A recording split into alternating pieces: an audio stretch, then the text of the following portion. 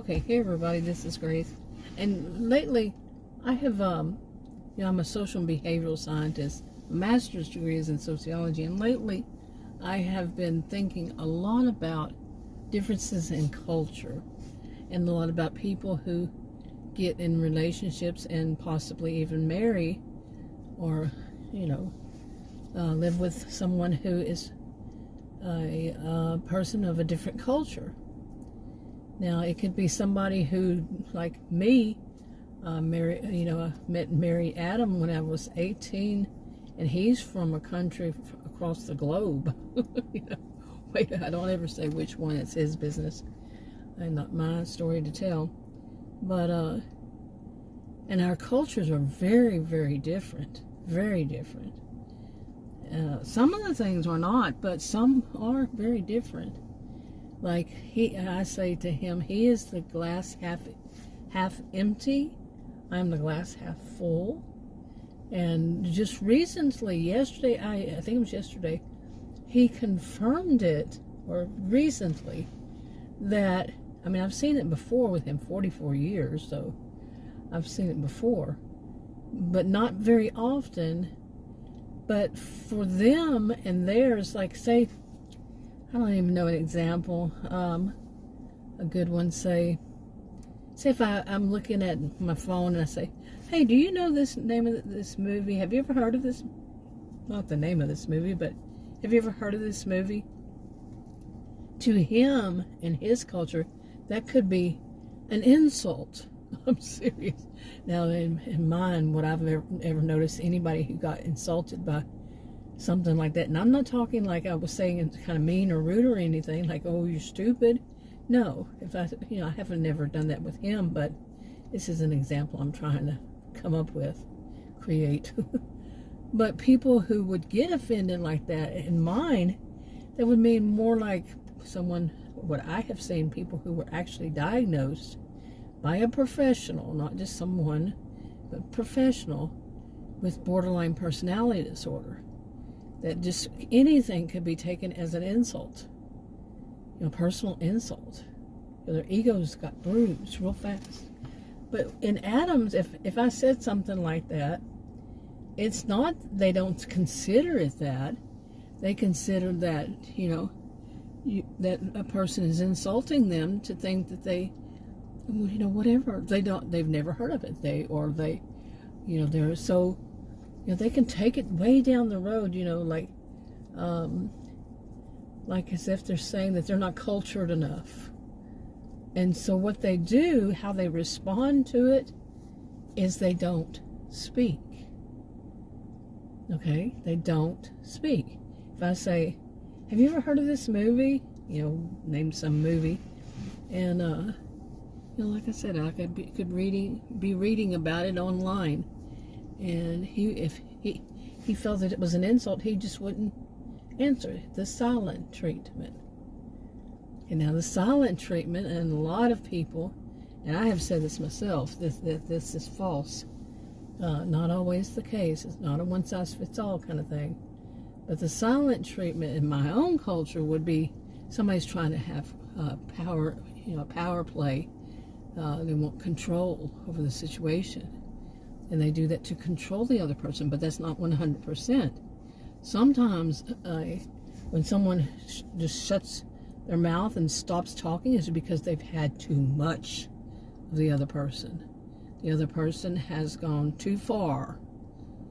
With whatever they were saying, doing, they went too far, and that's it. It happened to me one time in my life that I did that. And, one time.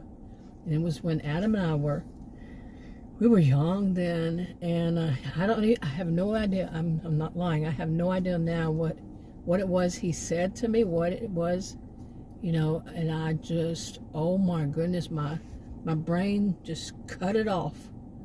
I was not saying another word. I walked off, and he's older than I walked off. I went into the bedroom, shut and locked the door. I was not speaking. I had never, ever done it before then, never after that. And he was knocking on the door, trying to get him, what? You okay? And I even got down on the floor and was trying to look under the door and saying, "Are you okay in there?" My mouth would not speak. I was not doing it on purpose. I was just livid. I'm serious. Like I say, I really don't know what it was he had said. Okay? I really don't remember. I do remember some would say that's a silent treatment. For me, that was it. Whatever it was, that was it. He was not going to ever get away with saying whatever it was again. And there are some people like Adam, it's telling him, no, don't ever do that. Then it doesn't mean that much to him. And I've noticed it's part of his culture. They're going to still push the boundaries. That's part of his family. That's how, I asked his brother one time about something. I said, "Is it your family or is it just your culture?" And he said, "Actually, both." So there are families that don't act like that, but overall, yeah. And it's very different. They think that gaslighting somebody is a fun game. Seriously, it's just for fun to them.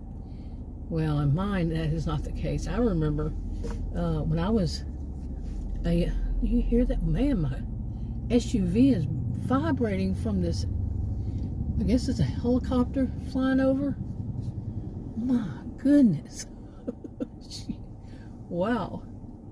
But I remember as a child, I grew up near the coast, and me and my dad were driving to Galveston Island, Texas, and we were, I don't remember exactly where it was, but on the road there, he said that is from the movie Gaslighting, or Gaslighting, and 1940s, I think. And he said that's where they did it. But from what I understand, there were two places. And I was like, yeah. And I looked it up a couple of times, and it said, yeah, that's where it was. So, but then I read it somewhere else, it wasn't. So, like I say, I don't know. I mean, I looked it up many, many years ago. But Adam saw that movie. Adam saw that old movie, like, past few years. I don't know. He saw it, and he was like, I did not know that's what it was. I did not know that, about that movie. He said, we do that all the time. We just think it's fun and funny. If you get a chance, you do that. Kind of like April Fool's Day, but just anytime. No, that's not healthy. In my own culture, that's just not healthy. To mess with somebody's mind, think that it's okay to do it, and whether it's actually literally moving stuff around or making lights go off and on, whatever, changing things, like he told me about what he did one time, which was to change a toaster. It was a black toaster or something, and made it red. He thought it was hilarious, because the person said, what, no, that's not a fun game. That's But I have, like I said, the one about the silent treatment, I just now had that one confirmed, that's what they do. When he told me recently, he said something, or I asked him a question, I don't even remember what it was. It wasn't anything like I was being rude. He just didn't answer, and I said, answer me. Come on, what's going on? And I said, I don't have time for baby games. And I don't like people who play games, who play little mind games, or who just, like gaslighting, or who just play games. And it hit me the wrong way. He just refused to speak. I said, hey, I had 4 siblings. I can do that better than you. He has 3, and I heard that one time on a TV show or something. And they said, I have this many siblings. I can beat you on that. But you see, me, I'm a person who is more cheerful, funny, stuff like that. I don't play games. I don't play mind games. I'm not childish. I don't act in any way childish, that is towards somebody, like I'm going to be, purposefully ignore you. No, and I told him, I said, I'm not playing that. Because I said, I will do it to you, and you won't like it at all. And then, yeah, okay. I'm actually not one who usually does it back to a person, whatever they're doing. But I'm getting there. But it's not a good way to be. It really is not a good way to be. You know, to seek revenge, to show them. But some people, they do only learn if somebody does it to them. They don't put themselves in other people's shoes. They have to be put in those shoes. You know what I'm saying? And then they might think, oh, I shouldn't do this. Or they look for more revenge. You know, seriously. There's some people who think that, like, okay, I ask, have you heard of this movie? And they think, how dare they? And I'm going to get revenge. You know, a lot of their lives, is about revenge. About one-upping the other person, or the one fooling the other person, the one being mean to the other person, getting them back for something that they really didn't do that. You know, they weren't intentionally doing anything like that. They don't play baby games. That's why I call them baby games. You know, and they don't throw childish temper tantrums. You see what I'm saying? You know, and I'm not saying he does all this, but you know what I'm saying. There's some people, I've met a lot of people from his country of origin over all the years, and some of them are like that. And some, you know, like some people, one of the things they don't get is this. English is their second language, or maybe even they know other languages too, but it's not their first language. And when they go to, like say they go to a wedding, and one of the, it could be just one of them, is from their country, and they will not speak English. Even if all the other people, you know, most of the other people, or a few of the other people, whatever, they will not speak English. They will speak on their, like it used to be called mother tongue, and not speak English. And they don't get that it's extremely rude to someone who doesn't speak their language and only speaks English. What they feel, and Adam explained this to me, is that it's them being rude if they speak English to the people from their country, that they're being rude. Okay, I mean, imagine how that is. And the last time I saw somebody, it was his brother's, his youngest brother's girlfriend, and she speaks Spanish and English, and they were not speaking, either one of them, in front of her and me. And she got on her phone and called somebody, and loudly, she's got quite histrionic, loudly spoke in Spanish. And I'm rolling my eyes, children's games. You know what I'm saying? That's how I see it. I mean, think of the three different cultures working there, and none of them agreeing. And so this kind of thing has been on my mind. Again, it's not my first time. I mean, come on, seriously? I'm a social and behavioral scientist. Yeah. No, it's just coming back around again. And but I think about it, you know, in those kind of situations, I think people who get married, are you ready for that? Are you really ready for the rest of your life to be lots of differences? You know, some people think opposites attract, but you know, birds of a feather flock together. I used to always say that. People say, well, opposites attract, but birds of a feather flock together. Okay. You know, there's so many things that it can be, you know, seen in a different way. I don't believe in one size fits all.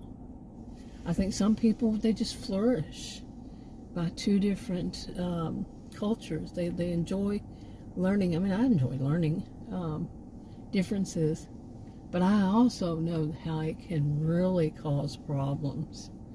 You know, if you come to something that is a line in the sand for somebody, a boundary, and the other side doesn't believe in boundaries. Yeah.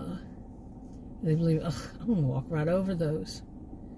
No, no, no, no. You know, it's like I tell Adam, you know, today I actually said this to him again.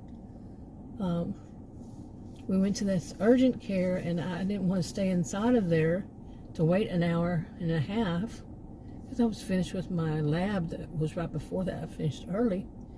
And so I said, I'm going to go sit in my SUV. And he tried to tell me, no. Oh, dude, I said, this is Texas. Men do not tell women how to do and what to do. Period. It's not just a Texan thing. But I'm Texan, and it is a Texan thing included in other places also. But the country he was raised in, men told women where they could go, when they could go, where they could go. They had to get permission to go. And women were thought of as 50% of that, of equal to men, only 50%. They were worth half as much as men. And men controlled their lives. Still do. This is Texas. And I told him don't ever do it again. But you think he listened? Really, this is one of those things for me with him. He mansplains things. And I told him yesterday, I said, you've got to think about this. Think about a woman as educated as I, over 20 years, both undergraduate and then, not both, but combined, undergraduate and graduate university, taught at college and university. And I'm a genius. Think before you speak and mansplain simple little things to me. Think about how in my brain that comes off. Seriously. He doesn't. Because that's part of his culture, is that men tell women how to look at things. No. Period. Full stop. No. But it's a war between us. I mean, we've learned how to just, you know, ding ding, go to your corners. You know, we don't have big old knockdown dragged outs with that, something like that. Because I see this as, I'm not playing this game. Period. I'm not. Period. Full stop. I'm not. So, and I just move on. Period. Full stop. Speaking of which,